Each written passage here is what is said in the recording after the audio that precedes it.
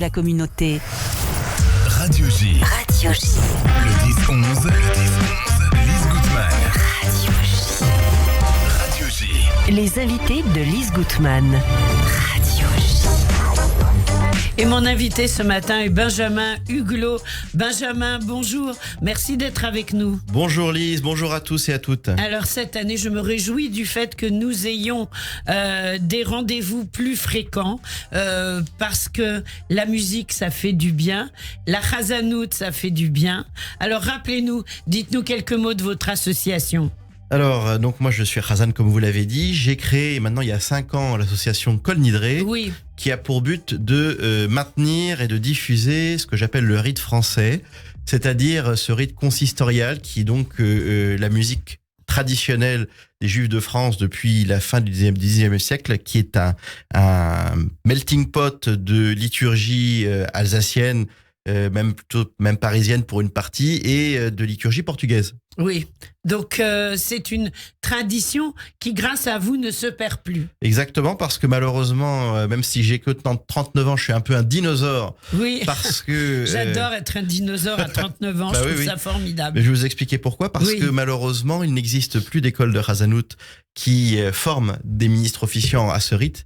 De sorte que malheureusement, la seule possibilité de se former, c'était de trouver des ministres officiants qui avaient été sortis des diplômés du séminaire, qui a fermé en 74 pour la Chazanout.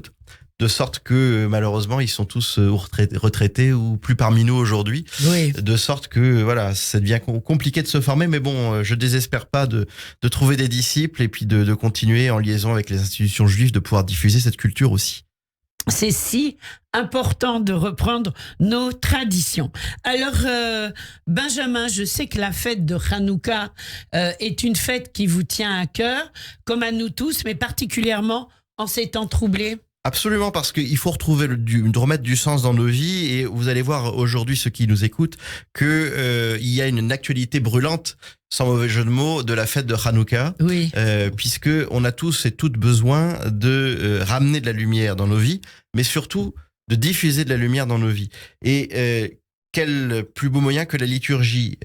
La liturgie, qu'est-ce que c'est ? C'est le cœur de la prière. Alors, il y a quelques semaines, nous avons lu dans les synagogues la Paracha Vayetse, où on parle du songe de Jacob, Oui. avec cette fameuse échelle où il voyait des anges qui montaient, qui descendaient. Dans la tradition juive, l'échelle, c'est la prière. C'est considéré comme un moyen de communication avec Dieu. Et proche de nous, Tefila, la prière, c'est l'anagramme de Petila, c'est-à-dire la mèche, Ah oui. si vous Ah, inversez. c'est intéressant, oui. Et donc, on voit tout de suite le lien avec Hanouka qui se dessine, puisque dans la tradition juive, on considère que l'huile, ce sont les mitzvot, la mèche, c'est l'âme, et donc la flamme brûle par le biais de cette mèche, et l'âme a besoin de cheminer, de trouver son chemin, puisque si on ne la nourrit pas, elle est sèche, elle est nue. Et donc notre travail en tant que mensch, notre vocable, je compte bien sûr les hommes et les femmes, en tant que mensch et womensch, comme on dit parfois, Oui. c'est justement de trouver notre moyen de communication pour s'élever et se nourrir cette âme, nourrir notre esprit. Donc la Chazanout est là justement comme et cette tradition comme un moyen de rentrer dans la tefila, de trouver par le biais de la musique justement des vibrations qui nourrissent notre âme et permettent de nous élever, de faire monter notre prière vers Dieu, et également de nous élever, de nous abstraire de ce quotidien qui est donc particulièrement lourd, notamment en ce moment. Et donc, on rentre directement dans le symbolique de la fête de Hanouka, qui est Chag Urim, la fête des lumières. Des lumières, bien sûr. Or, la lumière en hébreu. Exactement. Et la lumière, en fait, on peut la définir de deux manières. Ça peut être un objet, ce qui Oui. me permet de voir concrètement, et c'est aussi un moyen. C'est un truchement. Par exemple. Eh bien, justement, la lumière, c'est à la fois objet, c'est ce qui est visible directement, c'est la flamme de la Bien bougie. sûr. Et ensuite, c'est l'usage que l'on en fait, qui Alors, nous quel permet usage, d'éclairer, Benjamin d'éclairer le monde. On se plaint souvent, et c'est vraiment le cas aujourd'hui, de la difficulté de rétablir la vérité. On vit dans une société qui est une société essentiellement de communication, mais qui existe en fait par un trop-plein. Par un trop-plein, par des raccourcis, par des choses fausses. Et la difficulté, c'est justement d'être capable de nourrir son libre arbitre et de rétablir la réalité des choses. On est un petit peu, même médiatiquement, peut-être que les auditeurs le ressentent aussi, dans une espèce de caverne de Platon géante. Hein. Vous savez, c'est le mythe de Platon, ce sont ces hommes qui sont enfermés dans une caverne, qui ne voient effectivement le monde extérieur qu'au travers d'ombres projetées sur le mur de la caverne, et donc ils s'imaginent que effectivement le monde n'est peuplé que de grands géants qui vont les assaillir. Aujourd'hui, la vraie difficulté, c'est le respect de la réalité, la connaissance et la diffusion de la connaissance. On le voit aujourd'hui dans le cadre du conflit qui existe en Israël et qui est, on va pas se leurrer, qui est un conflit mondial. Oui, complètement. Où la plus grande difficulté, c'est de rétablir la vérité, à la fois sur ce qui se passe en Eretz, la vérité historique. Hein, vous avez, je pense à Georges Bensoussan, qui est un historien. Bien sûr qu'on aime beaucoup à Radio J. Qui a un combat énorme pour rétablir la réalité. Vous entendez des déclarations d'hommes politiques qui feignent d'ignorer qu'à en 48, il était question qu'on crée un État. Oui. Je ne sais pas. Non. C'est inadmissible. Et donc, notre travail à tous et à toutes... l'histoire, c'est l'histoire. Exactement. Mais oui. Mais il faut rétablir les choses. Et c'est pour ça que il faut comprendre ce miracle de Hanouka, cette publication du miracle, qui est un élément essentiel de la fête. Bien sûr. Pourquoi est-ce qu'il y a autant d'allumages publics ? C'est justement pour rappeler cette histoire du peuple juif qui s'est révolté. Parce que c'est l'histoire d'une révolte, Hanouka. Exactement. Et cette révolte, elle a eu lieu plusieurs fois à différents niveaux dans l'histoire du peuple juif, mais la révolte, l'indignation au cœur,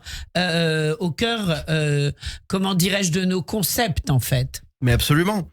Et le fait que nous ne nous contentons jamais d'une situation telle qu'elle est, sans pouvoir aller au bout des choses, sans pouvoir faire entendre notre voix telle que nous pouvons le faire. Et c'est ce que je voulais dire à nos auditeurs aujourd'hui, c'est que on a tous et toutes la capacité d'être à la fois de recevoir la lumière, mais d'émettre de la lumière. Oui, c'est important aussi ça de le dire, bien sûr. Mais absolument.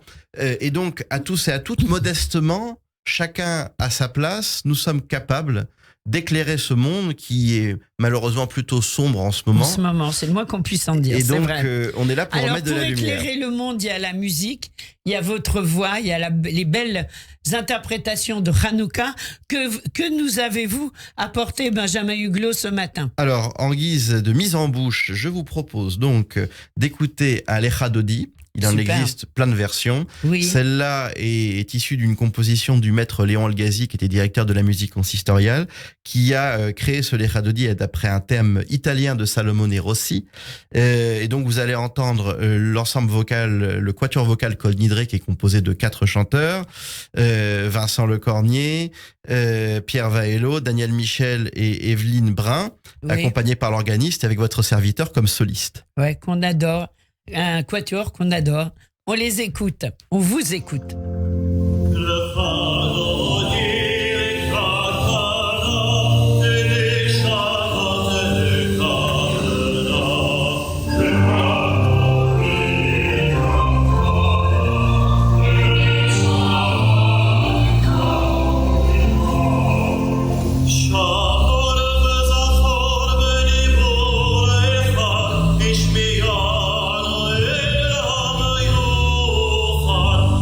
Shit.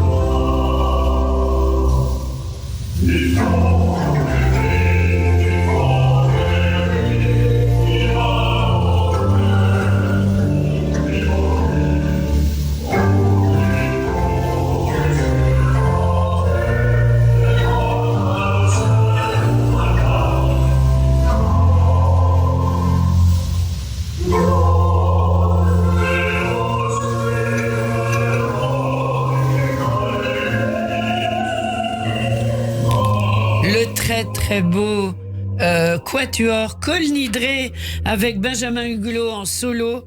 Benjamin, c'est juste magnifique. C'est une très très belle version de l'Echa Dodi qu'on entend très peu, c'est vrai. Et grâce à vous, elle revient cette version. Absolument, vous voyez, on l'a chanté pour Rosh Hashanah puisque ça tombait Shabbat cette année. Oui. Et on essaye de garder tous ces morceaux, vous l'avez vu, ça nous permet d'élever, on comprend, même tous ceux qui ne sont pas forcément hébraïsants s'imaginent, voient en écoutant la musique les gens s'élancer au devant de la fiancée du Shabbat. Oui. On se figure plein de choses. C'est vrai. Alors, ces bougies de Hanouka, ces lumières de Hanouka, il n'y a pas que les bougies. On allume aussi des lumières avec des mèches, comme vous nous l'expliquiez. Alors, justement, une lumière ou une bougie de plus chaque soir, quel symbole? Eh ben, c'est ce qu'on disait tout à l'heure. On essaye d'augmenter le plus de lumière possible. Chaque jour, on ajoute une lumière de plus, de manière à faire rentrer toujours plus de lumière dans nos vies. Et encore une fois, l'allumage, ce que je vous disais, se fait toujours à proximité d'une fenêtre vis-à-vis de l'extérieur pour toujours proclamer ce miracle de Hanouka. Et le fait que justement, notre travail aussi en tant que juif, c'est d'essayer de remettre un peu de la lumière dans ce monde. C'est aussi une des raisons pour lesquelles l'antisémitisme existe. Parce que les juifs sont porteurs d'une certaine forme de vérité, d'une certaine forme de transcendance et de respect par rapport à la loi, de conscience. On parle de conscience de l'humanité. Et c'est aussi pour ça que le peuple juif est tellement vilipendé, parce que il rappelle aussi d'une certaine manière le reste de l'humanité à sa conscience. Tout à fait, c'est vrai. C'est vrai. Alors, Hanouka, une bougie de plus tous les soirs. Et puis, mais pas que. Pas que, parce que, on le sait, c'est aussi une fête des enfants. Alors, vous savez, il y a la fameuse petite toupie. Alors, en yiddish, le dreidel, c'est vivon en hébreu. Et cette toupie, elle a des initiales. Et c'est pas n'importe quelles initiales. Alors, ça dépend des versions des dreidel qu'on a à la maison. Mais vous trouvez Nes Gadol Hayasham. Voilà, donc là-bas a eu lieu un grand miracle. Et depuis la création de l'État d'Israël, Nes Gadol Haya Po. Voilà, ici a eu lieu un grand miracle. Donc on a nos toupies diasporiques et nos toupies israéliennes. Exactement. Mais c'est une réalité, la création de l'État d'Israël est un miracle en soi. Parce que, compte tenu de l'errance du peuple juif, c'était miraculeux qu'on puisse arriver à créer un foyer juif, de le maintenir, et on voit toute cette difficulté qui se poursuit toujours aujourd'hui, et de le proclamer justement Nes Gadol Haya Po par rapport à la fête de Hanouka, ça a quelque chose d'essentiel, parce que justement il y a cette dimension de révolte, le fait que nous ne lâchons pas, que nous continuons à nous battre, et nous nous battons avec à la fois des armes bien évidemment parce qu'il s'agit d'une guerre, mais également par rapport aux armes de l'esprit. Et Hanouka, c'est aussi une fête de l'étude. Bien sûr. C'est une fête de la connaissance, et c'est ce que je vous disais. On est tous capables à notre niveau d'être diffuseurs, de porteurs de lumière, de recevoir, de ne pas hésiter à aller étudier, que ce soit des dimensions historiques, que ce soit bien évidemment la Torah, et de porter ce message, d'être à la fois le porteur de la flamme et le récipiendaire, si j'ose dire. Exactement. Et puis, Hanouka, c'est une épopée qu'il faut raconter aux enfants. C'est une très belle épopée. Ça se passe autour de Jérusalem, et je vous invite tous à vous approprier cette histoire pour pouvoir la retransmettre. On écoute quoi, Benjamin? On écoute, bien sûr, l'allumage des bougies de Hanouka, qui est une très jolie mélodie qui a été composée, pareil, fin 19e, qui, justement, ponctue l'allumage des bougies de Hanouka. On écoute.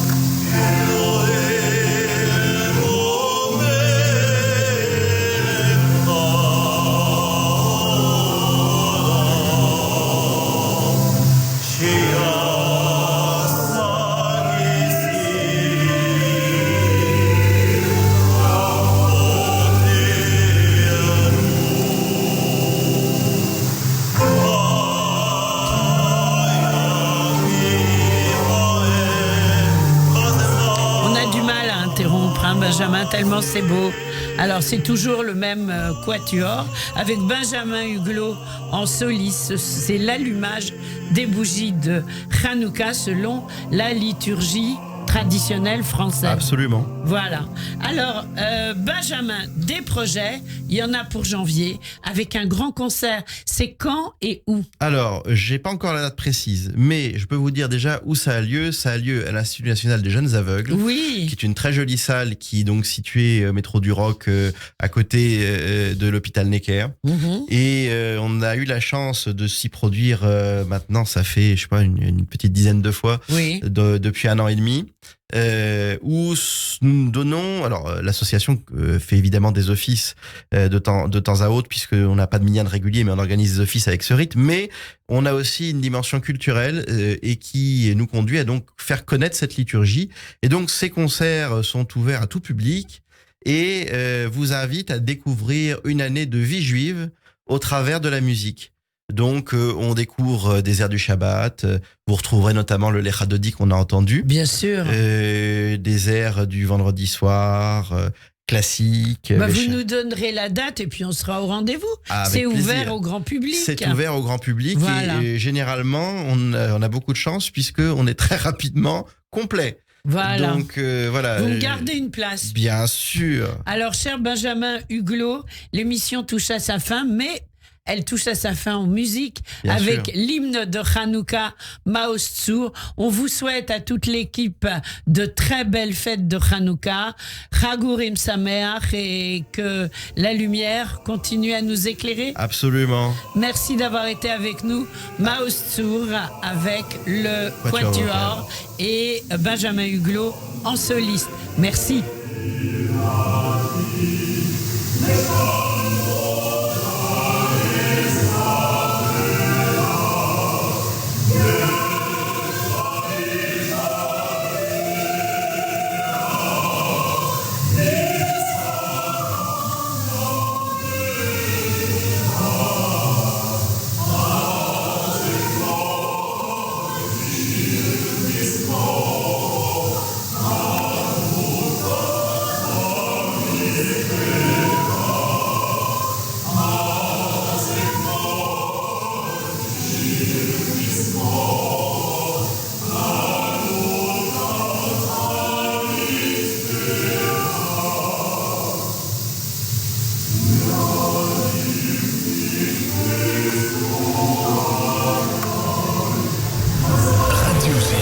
Vous écoutez Radio J à Paris sur 94.8 en DAB+, et sur notre appli Radio J.